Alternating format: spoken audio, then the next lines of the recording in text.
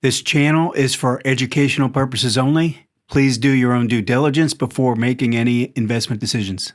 Hi, and welcome back to Invest Like a Pro. I'm Joe Rabil, and I'm going to give you an update on different market indices today. I kind of want to run through all the different markets, and I try and do that at least once a month. So, trying to be consistent because we want to make sure we're touching on all the different markets to give us an idea of where the movements are and what the relationships are.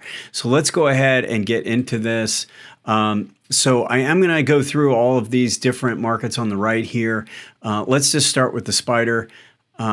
We've had a pretty good correction that's been taking place. I mean, we had to move off the top on the monthly, and I am going to keep all four charts up while I do this review, because on each different indice or market, I'm going to be highlighting something else, a different time frame, and I want to just make sure I touch on that. So, what we've been talking about is this correction and how the 18-month has been holding, but we're putting more and more pressure on that line, and now this week, the 18 actually crossed down below the 40-week. And so it's putting a little bit more pressure on it based on the bearish side is getting a little bit more pressure on it just based on the fact that sellers have been a little bit stronger. And, we have this bearish ADX position in place for the spider that it's sort of been counteracting sides, right? On this side, we have a pretty decent bullish condition on the ADX, which is suggesting there's been support. And then on this side, we had bearish ADX positioned, and that was suggesting that the upside was going to be pretty limited. And I was thinking based on the bullish side here and the bearish side here, we'd have more of a channel develop, and that's very possible still to be the case.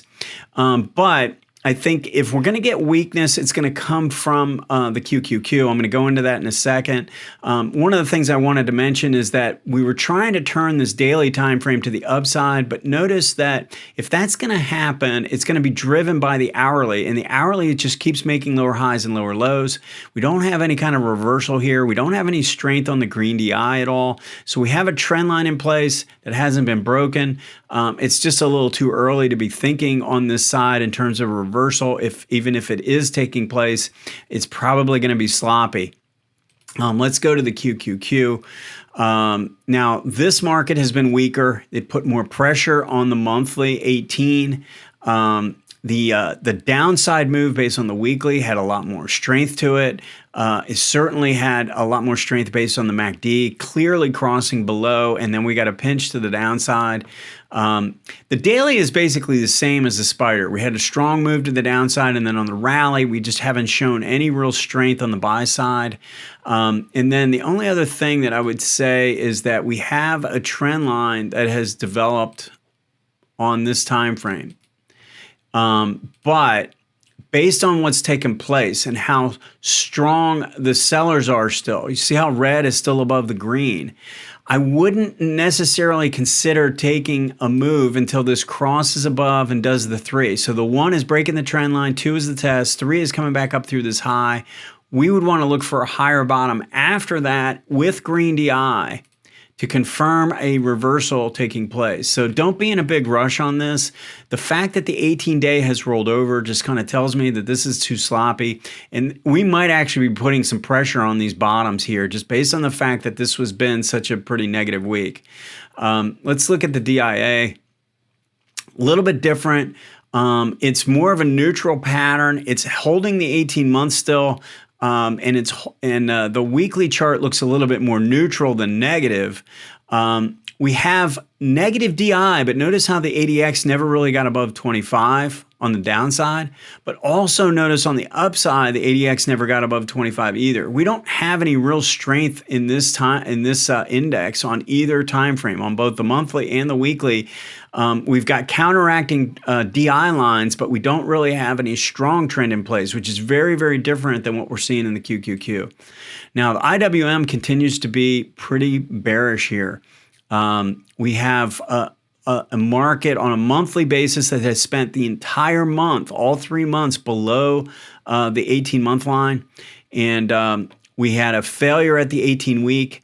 and failure at the price break. You can see this support level that was broken.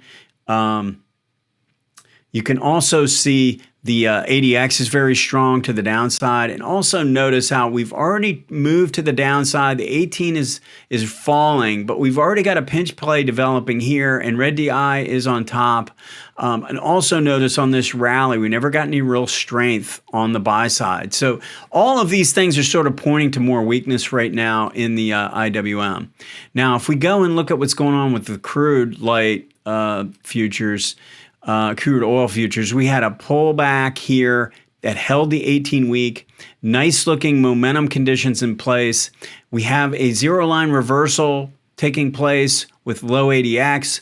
But there was a little bit of overrun, so I expect this to maybe channel a little bit. But overall, this is a very bullish looking pattern here. I like the fact that this held support at the 18-week line. Let's take a quick look at gold. I mean, this is a very good looking pattern. Look at this big cupping pattern that has developed on the weekly chart. Look at how the ADX is starting to kick in here. We had a little pinch play here. ADX never crossed below 25 on this pullback, or this long corrective wave on the monthly chart. You see how that held above 25? So that's a really good sign that the buyers are in command. And now we're getting the weekly to start to kick in again. I mean, this is a pretty good looking pattern here overall. So TNX, let's look at the 10-year yields, continues to be very strong. Look at how this was a beautiful signal. You see this little pinch here where the MACD pinched into its signal line. Look at how the green DI and the ADX were showing strength at that point. And then we triggered, and we've had 1, 2, 3, 4, 5, about 6 weeks to the upside. That's about as much as I would expect in this situation. I think we're getting closer to a point where this ought to pause or pull back. But when we look at this on a monthly basis, there's resistance up above 3. And I think ultimately that's where this is headed. I think it's going to get through the 3 level.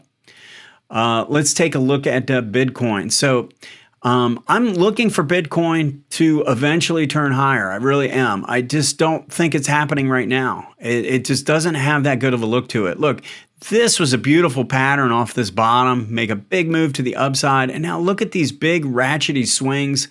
We're going to have to calm down at some point. And this is going to need to hold the 18-month line, which I'm not convinced it's going to do right now.